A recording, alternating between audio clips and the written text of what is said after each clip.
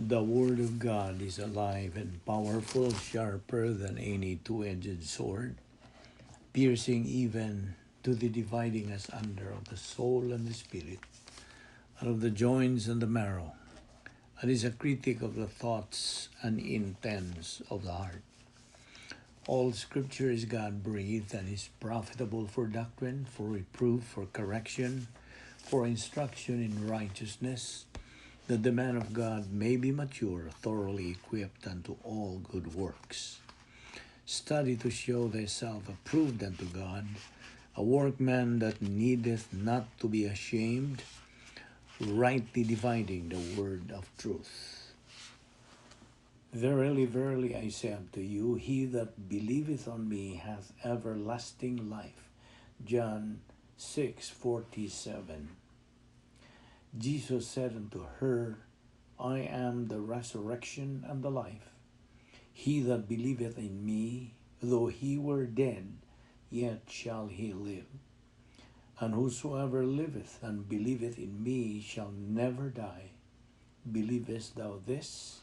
John 11:25-26.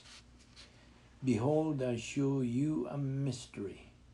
We shall not all sleep, but we shall all be changed. In a moment, in the twinkling of an eye, at the last trump, for the trumpet shall sound, and the dead shall be raised incorruptible, and we shall be changed. For this corruptible must put on incorruption, and this mortal must put on immortality. So when this corruptible shall have put on incorruption, and this mortal shall have put on immortality, then shall be brought to pass the saying that is written, death is swallowed up in victory. 1 Corinthians 15:51-54. And this is the promise that he hath promised us, even eternal life. 1 John 2:25. For since by man came death, by man also came the resurrection of the dead. 1 Corinthians 15:21. These things have I written unto you that believe on the name of the Son of God, that ye may know that ye have eternal life, and that ye may believe on the name of the Son of God. 1 John 5:13. Sa dili pa kita magpadayon sa atong pagtuon sa pulong sa Dios niining adlaw, gikinahanglan ang atong pagpangandam sa atong kaugalingon. As a believer, we are commanded by the Word of God to name our sins, acknowledge them before God, kay na may atong gitawag og recovery technique or rebound technique. Kita mapasiguli ngadto sa atong pagkingabitay ngadto sa Dios, pinagi sa atong pagbuhat, pagtuman niini. 1 John 1:9 says, if we confess our sins, God is faithful and just to forgive us our sins and to cleanse us from all unrighteousness. O galang kanimo higalang, wala pa ikaluwasan. Believe on the Lord Jesus Christ, and thou shalt be saved. Aron ikaw magkasalmo to sa niining atong pagbuhaton ng pagtuon sa pulong sa Dios. Busa sa hilom, magampo ta.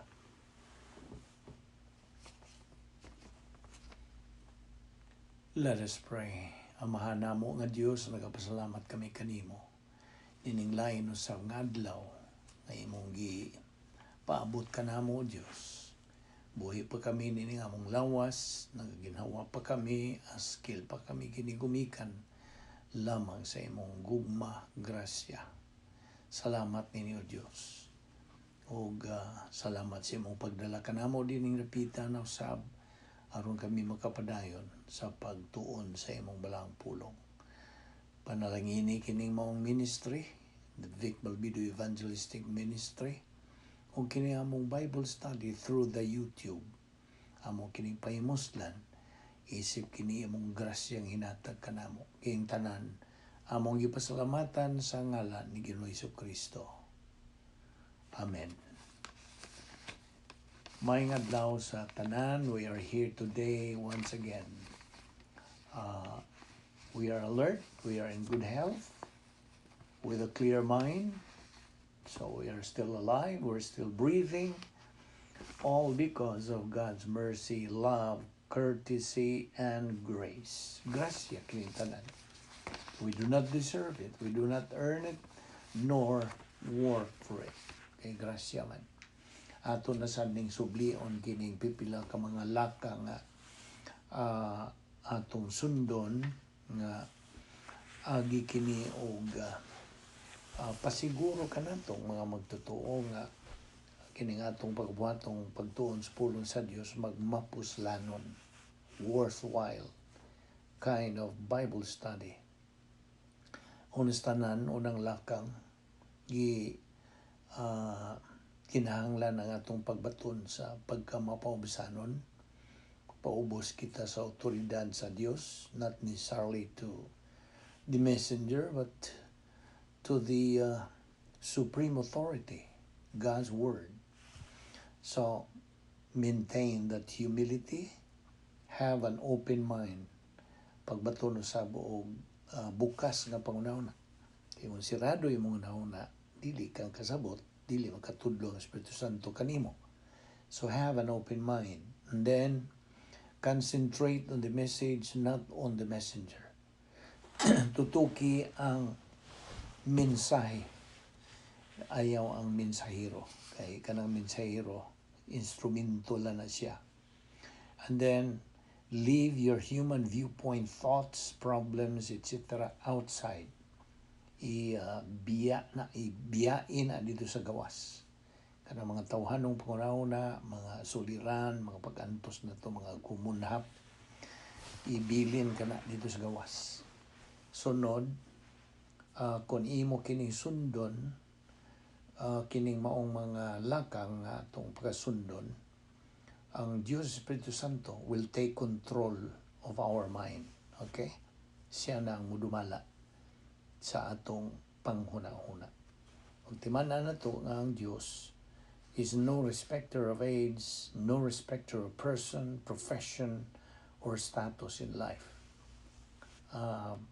Kining mga pulong sa Diyos nga itong pagkatunan, alang kini satanan. Mamagtutuo ka ba o dili?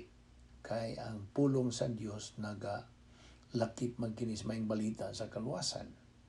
So kini tumong ngadto sa mga di magtotoo.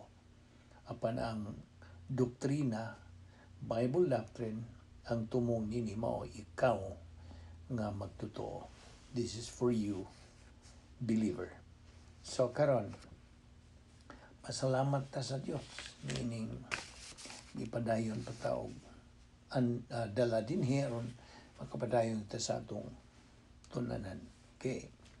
Unas tanan, sa di pa kita mo tukbil, atong gibiyaan kagahapon, gikinahanglan nga atong tutukan kining pipila ka mga puntos nga gikinahanglang masilsil na gyud nga ikaw nga magtotoo, gimanduan ka sa pagpadayon gayud sa imong tulumanon nga imong makabot gyud ang espirituhanong paghamtong. This is our goal. Mao naman na ang atong kanunay gyud pahinumdom nimo, the common goal of all believers mao ang pagkabot nato sa ang nga gitawag og espirituhanong paghamtong, spiritual maturity. So naibaw na ta nga dunay tulo ka ang bata nga magtotoo, hingkod nga magtotoo, o hamtong nga magtotoo. Okay? Di ba na to nga kadtong pagkahamtong, ana kita'y katakos sa pagdawat sa panalangin sa Dios. Ana natin katakos in general, ana natin katakos sa pagkinabuhi. Okay? We now have the capacity for life, for love, even for suffering, okay, and for blessing. So mo na ang atong tumog. Now karon sa diha nga mausab ang atong pagtagad sa atong tulumanon nga pagtuon sa pulong sa Dios sa adlaw-adlaw. Once we become negative to Bible doctrine, and therefore moingon kita nga wala ko'y panahon na busy na ko kayo, then eventually magsugod na tag pagka-disoriented to the reality of life. Timan-an yun na to. And will easily be deceivable. Dali ra gyud tang malingla sa mga mini nga mga butang sa kinabuhi. Will easily be deceivable by false things in life. Timan-an na to na. But as doctrine has been telling us, and let us tell ourselves again, that once ang usa ka magtutuo mawad-an na siyang interes sa pulong sa Dios, kini siya magasugod na sa pagkinabuhi sa usa ka kinabuhing miserable, kinabuhi nga anay pagkaguliyang, confused life, o kinabuhi of discipline from God. Disiplinahon man kita kay anak man ta niya. In short, magsugod na siya sa pagkinabuhi sa usa ka kalibutan nga way katinuoran o kanang unreality. That believer starts to live a world of unreality. I'm referring to a believer who gets negative towards the Word of God. So kung ang usa ka magtutuo may ingong, sorry, I have no time for doctrine. Now, ang Dios in turn, mo ingon sa ngadto kaniya, I'm sorry, I cannot give you my blessings, but discipline na yun. So, kanunay na itong balik-balik yun ini prinsipyo. It's a matter of choice. Narag yun sa atong pagpili. Now, so, ang usa ka magtutuo nga why panahon alang sa pagtuon sa pulong sa Dios becomes his own worst enemy. Kuhanin mo to? He becomes his own worst enemy, and therefore he would not be able, dili siya makakabot sa gitawag nato og katakos sa pagkinabuhi. Di gani siya kanang dili niya makitaan, dili niya kaplagan ang iyang tinuod nga tumong sa kinabuhi. He cannot find his niche in life. Ang busa, he won't acquire spiritual discernment in life. Dili. Mo ni ang panghitabo sa diha nga ikaw magtutuo, negatibo na. Mausab na imong pagtagan ngadto sa pagtuon sa pulong sa Dios. Kaya binimo, ang gitawag natong spiritual discernment. Ano sa maning discernment? Kini bang imong bato na o pagkaalinggat dayon, dali na ka makadiparar sa sayop gikan sa tinuod. That is, mo na gitawag natong spiritual discernment. Spirituhanon nga pagkasayod nimo, pagkaalinggat nimo tinuod gikan sa ang mini gikas tinuod. You see, spiritual discernment mao kini resulta kini sa imong pagka mananaog na ining critical nga paagi sa pag kinabuhing Kristohano. It is a critical pathway. Kay it is classified nga critical pathway tungod kay it is indeed critical to success in life. Diba? Ano na ibitaw ng hisgutan na ito himplo ni ICU. That is critical. Intensive care unit. See? Kung wa kay pulong sa Diyos sa imong kinabuhi, ikaw you are going to know where sa imong Kristiyanong pagkinabuhi. Timan igla. Kay gikinahanglan nga ang atong nakatunan nga mga pulong sa Dios sagulan gyud na sa pagtuo. Of course. Mao man na ang process gyud niini. Sagulan gyud sa pagtuo kanang imong nakatunan na dungog na hibaw-an nga mga pulong sa Dios. Kaya mo man kanang stage 1 function sa gitawag og faith rest life. Inundong ka ba? Kinigod review man pud ning ato ko hisgutan. Mao na stage 1 function of the faith rest life. Ug kini kanang this produces maka resulta kini diha sa atong frontal lobe sa atong kalag ang condition of doctrinal reality. Condition kini kahimtang kini nga diin ang doktrina ang pulong sa Dios mas tinuod pa sa bisag unsang butang. More real than anything else. O kini magaresulta og unsa panghuna-hunang Dios no, divine viewpoint thinking. O ang gitawag nato nga biblical viewpoint or God's viewpoint.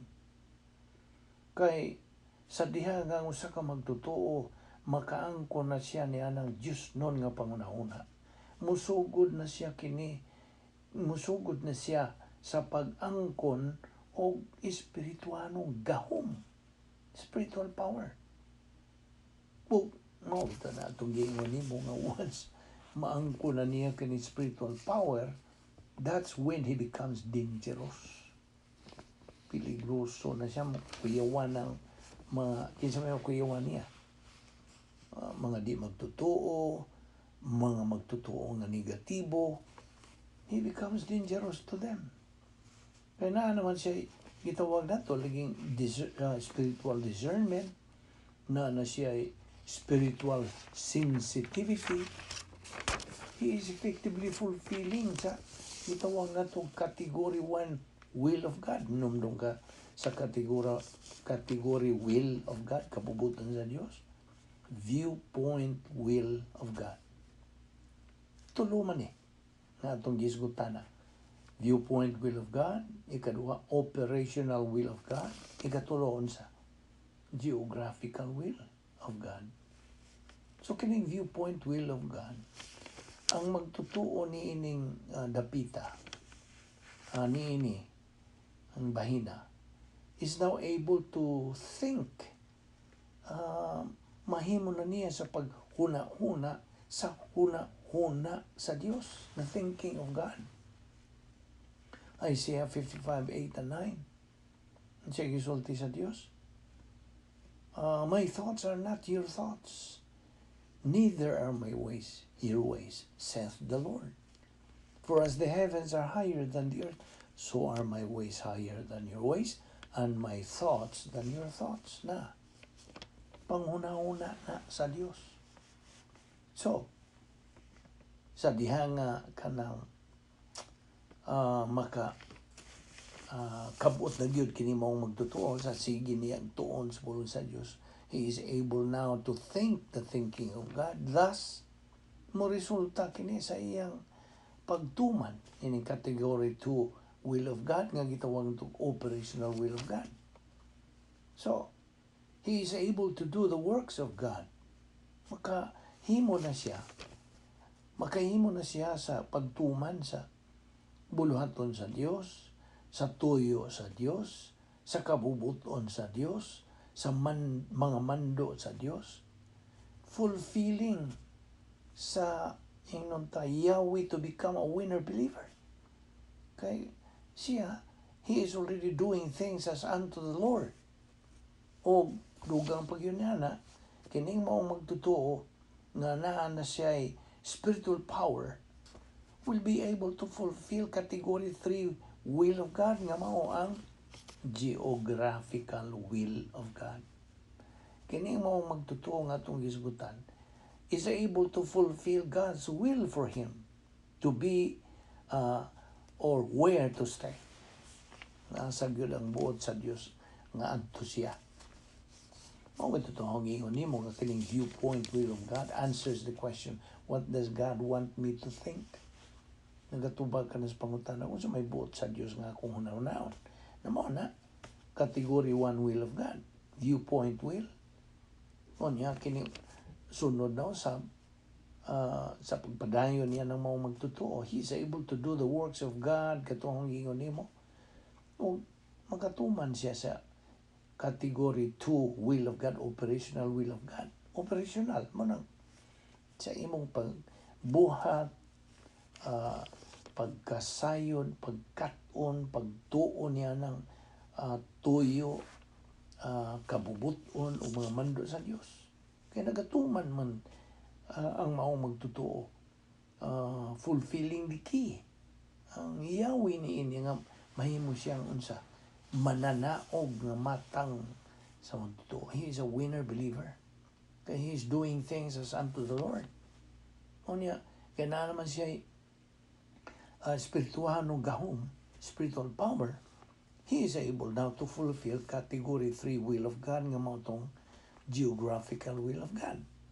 Kung kini mao magtotoo, makahimo na siya sa pagtuman sa kabubuton sa Dios alang kaniya asa man siya kanang paadtuan sa Dios.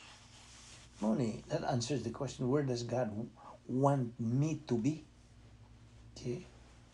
Unsa may kabubuton sa Dios nga akong adtuan o adto kong dapita, mao na. That's geographical will of God. Kaya nimo, ang usa ka magtotoo nga nagagamit sa pulong sa Dios ngadto sa kahimtangan sa kinabuhi. Kini siya, he is applying regarding the mental attitude niya, sa iyang motivation, sa iyang sa iyang dila, o ngadto sa overt behavior pattern. So all of this nga itong gisgutan, agi lang kini og review. Okay? Alright.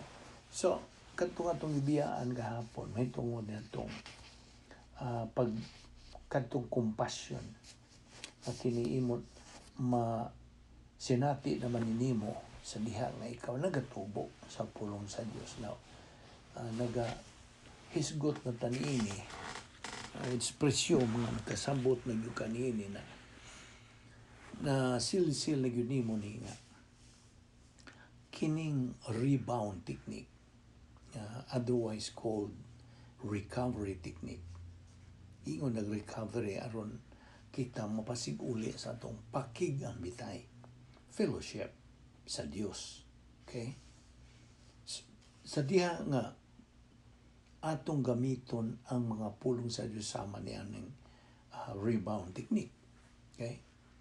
Kay buot sa Dios nga kining rebound technique ato na lang ning hubaron sa yano na itong mga sinulti o yanong pagkasulti nga pagkumpisal o kanang sugid sa itong mga sala ngadto sa tubangan sa Dios.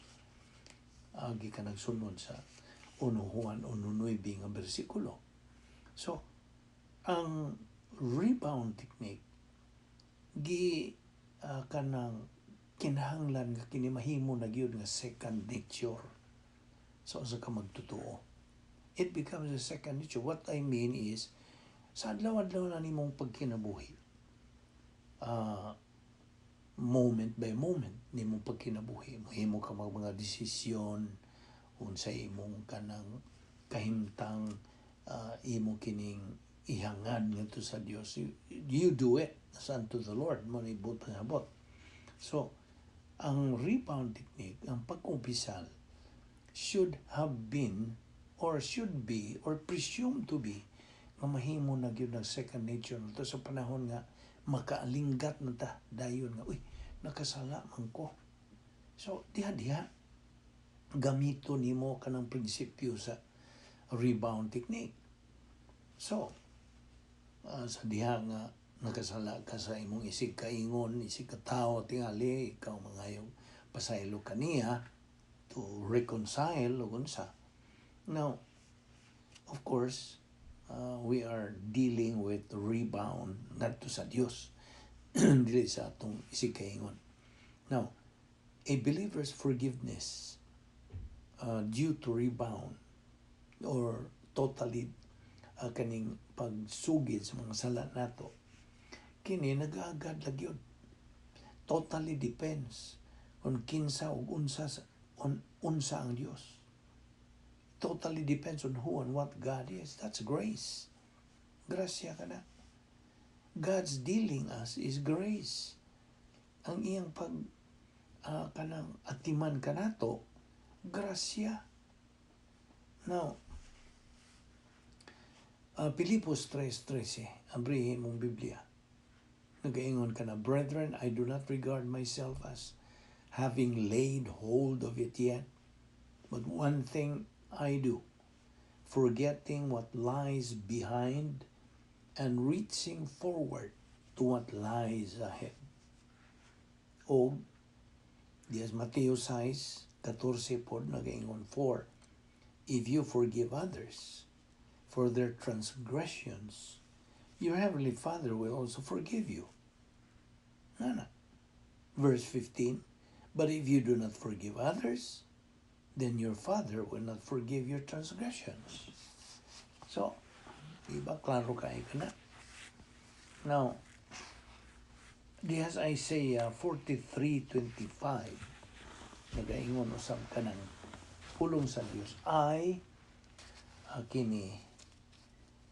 Naghisgot sa Dios, of course. I ang Dios, even I am He that blotteth out thy transgressions for mine own sake, and I will not remember thy sins. Di na niya hinumduman ang atong mga sala sa diha nga atong hinganlan ka ng atong nabuhat ng mga sala. Nagkasabot ka? So, sa diha nga atong hinganlan ng atong mga sala din. Nag-iingon sa pulong niya nga, I'm He that blotteth out the transgressions for mine own sake, and I will not remember their sins. Klaro kayo na. Di na hinumduman siya. Mao nga, humani mo i-rebound, ikumpisal ka na yung mga sala, ayaw na hinumdumi. Kaya mo balik kag pagkasa niya na. Ayaw na ito hinumdumi. Ilubong na ito sa kalimot mo na giingon sa atong mga katigwangan. Now, okay, adto ta sa 1 John chapter 2 verse 28, nagaingon kini, And now little children, abide in Him, that when He shall appear, we may have confidence and not be ashamed before Him at His coming. Nakining, when He shall appear, mo ni gitawag na itong judgment seat of Christ. Bima seat. Okay? Kinig yung judgment seat of Christ. This is the kanang evaluation time sa atong mga binuhatan. Unsang mga binuhat na matang sa binuhatan, tawhanon ba o Diyos nun? You see? We are going to be evaluated sa atong mga binuhatan din sa kalibutan. So, that when He shall appear, mo na judgment seat of Christ. So, we may have confidence when He shall appear and not be ashamed before Him at His coming. Judgment seat of Christ coming. O di kita mga uwaw. Kaya naarabay uban na itong mga magtutuong na mga uwaw.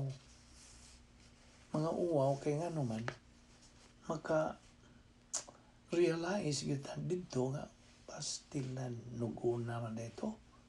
Kasi makaingon ka, si mong kaugalingon. Mauwaw ka. Mga nag-isulti din ni sa 1 John 2:28. Ang balikon pagbasa. And now little children abide in Him, that when He shall appear, we may have confidence. Kanang malaumon kita. And not be ashamed before Him at His coming. Kaya abini mo, whatever happens in our present life, okay, ato lang nigi singit din hinga. bisag unsay mahitabo nato nining atong kinabuhi karon, ang Dios anay tuyo niya na. Timan inana. Okay? Whatever happens in our present life, God has a purpose for that. Inumdum ka ba nahitabo ni Joseph? He took everything with patience. That was Joseph. And ended up to being promoted. Gi-promote yun siya pagka-Prime Minister of Egypt.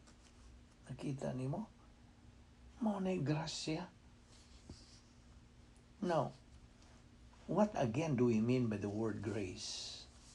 Kay kiniraw ang pulong ng grasya, murag overused, sometimes abused. Nga kadag kasagaran, wag yun sila makatugkad sa unsa gyoy kahulugan ni pulong nga grasya. What's a definition? Ako kang tagas definition, ha? Grace is all that God is free to do for man on the basis of what Christ has done on the cross. Binisayo na to ni. Alang sa maglisod pagsabot, in English, okay, alang manistanan, of course. Ang grasya kuno, only definition. Mao ang tanan nga ang Dios gawas nun sa iyang pagdagad ganos tao, binasihan kadtong nabuhat ni Ginoong Jesucristo didto sa cross nga kalwasan. Mao ra basihan. Now, mo bitaw tahong giingon nimo nga Bible, usa ka Bible scholar nga nagaingon sa grace, iya kining kanang hatagan o ingnon ta memory aiding ta. G sa word nga grace, G God's gift to me. R received by faith. A available to everyone. C comes through Christ. E extended for all eternity. Sa umalikon katong iyang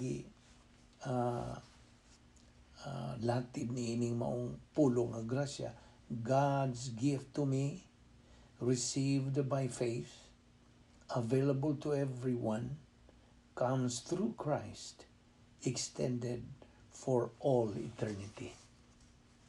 Now, of course, katong ubang mga igsoon at mga magtotoo, marag ila kining define sa karaan nga definition ni kagingon nila God's riches at Christ's expense. In short, ang grasya is what we do not deserve. Ano bitaw nga balik-balik na to ni sa di pa ta magsugod sa Bible study na to. Niya kita karon umigan sa gugma grasya sa Dios nga di takos niini. So in short, grace is what we do not deserve, we do not work for, and we do not earn. Or it is God's undeserved favor ngadto sa tao. Sabta gina. It is grace that we are still alive. Naibaw ba ka anak? Gipabuhi pa kita sa Diyos. Grasya kini. Buhi pa ta karon ni ining very moment.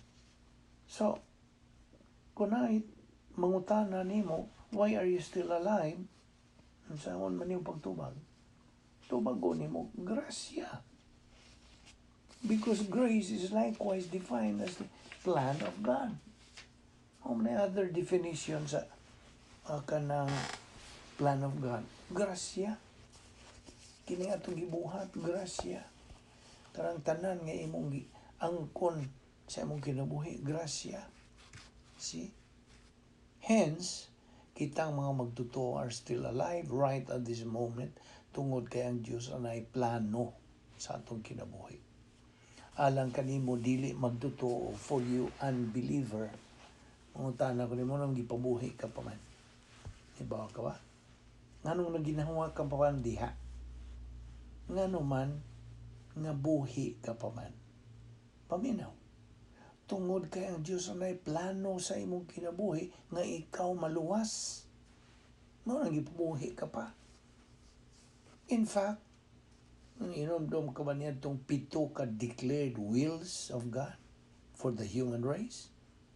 7 ka gipadayag ng mga kabubuton sa Dios alang sa kaliwatan sa tao.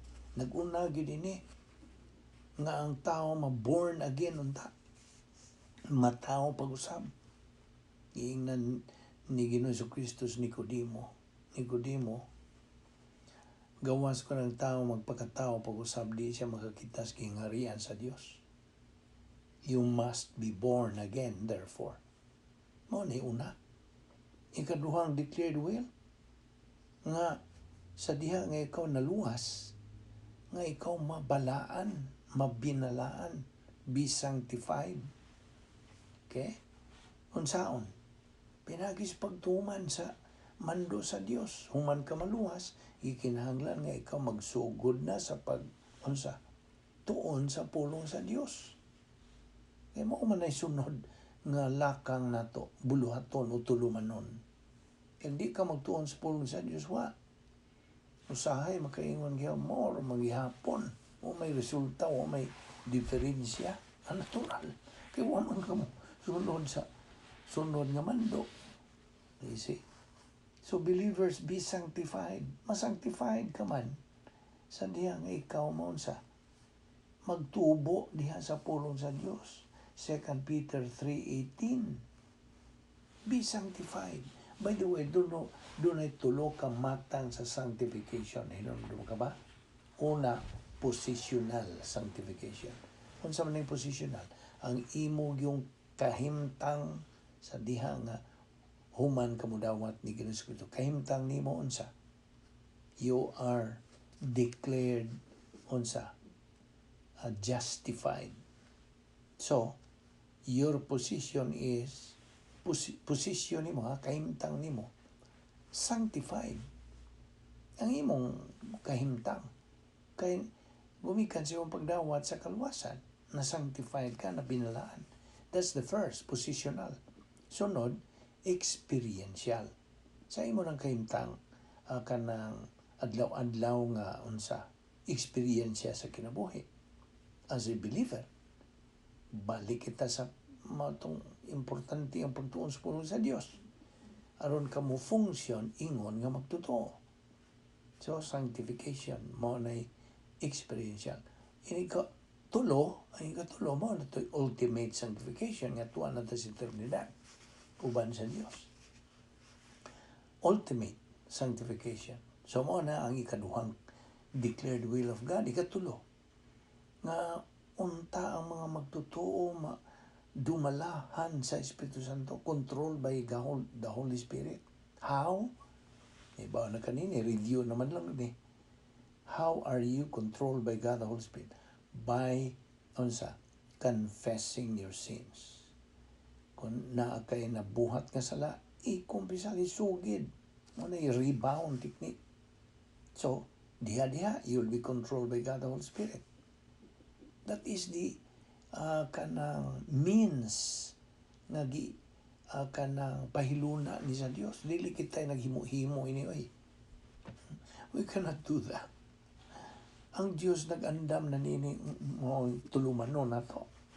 We can be controlled by God the Holy Spirit by the time nga atong ikumpisa natong tanang mga sala. Okay? Muna ikatulo. Ikaupat. Nga kita mga magtutuo magpasalamaton kita sa tanan alang sa tanang butang for everything. Believers should give thanks for everything. Okay? Nagpasalamat ka ba karong adlaw? Nabuhi ka pa? Pasalamat ka ba sa wa pagkamutangka diya sa imong pagkaon unsa? Pasalamat ba ka gipabuhi ka pa niyang adlaw ganiha pagmata nimo? No na ipasabot ni. Believers should give thanks for everything. Ikalima, believers should trust in the Lord. Masaligon ka ba sa Dios? No, dili man muligon ka nimo pagsalig kung wa kay pagtuon sa pulong sa Dios. Maura niya itong paagi. Iyahapon yung paagi sa Diyos. So, it is God's declared will that believers trust in the Lord. Mauna ikalima, ikaunom. believers should suffer na nga naatay pag-antos di ay duha ni kaklaseng pag-antos. Pag-antos nga disiplina o pag-antos nga panalangin. Ibaw na kagunsa ning process ni na ipag-antos nga disiplina kung nagkasala ka unya wa nimo i-rebound, wa nimo ikumpisal. Toral, kanang imong pag-antos disiplina. Gawas kung imo nang hinganlan, imo nang ikumpisal, then makabalik na po ka sa imong pagkikimbitay sa Dios, then kanang pag-antos sa dili na po na disiplina kundi panalangin. Kasabot ka? Kanang imong pag-antos mahimong panalangin na po. Kung ikaw nalimpyuhan na po sa imong kalag, pinagi sa imong paghingalan ngadto sa Dios sa imong nabuhat nga sala. Og ang ikapito nga kabubuton sa Dios declared will that believers be productive nga magmabungahon na duha pud ka klaseng production, divine good works o human good works. Na naay kapilian nimo. Kung wa kay pulong sa Dios, natural ang imong production mahog lang ang tawhanon.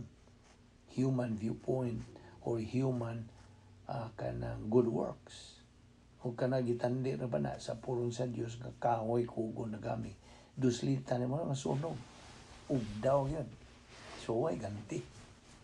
Apan kung ang imong binuhatan tungod kay mo gigamit ang pulong sa Dios, mahog ka na nga Diyos nun nga mga maayong binuhatan o gitandi ka na sa unsa kanang bulawan, kanang pilak, bulawan o mahalong mga bato o imong duslita na masunog ba na? Dili. It can stand o kana maora na'y magantihan sa Dios. That is the only kind of good that is rewardable. Kasabot ka? So mao ni gi-review na to ning pito ka declared wills of God. So you can see that number 1 is God's declared will, mao ang tanang tao unta maluwas. Nganong na may unta? Tungod kay na may kabubutuhan ang tao. You see? Anong gibutang ang unta diha? Not all people mo ni number 1 gyud nga declared will sa Dios. Ang tanang tao maluwas. And once you get saved, mo na sa diha nga ikaw maluwas. Unsa pagi maluwas? Pagtuo lamang kang Kristo lamang. Wa nay lain ha. Wa gyud na mausab sukad sa kaniadto. It has always been like that, and it is the same as yesterday and will always be antod nga kuhaon na ta dinhi nining kalibutan. Once you get saved, therefore, you now are supposed to grow in your spiritual life. Na 2 Peter 3:18, grow in grace and in the knowledge of our Lord and Savior Jesus Christ. So, diha lang una kita kuto, ugma padayon kita ninis pagtuki. Naghan pa kayo itang pag-eskutan. Magampo ta. Amahan na mo nga Diyos, nagapasalamat kami kanimo.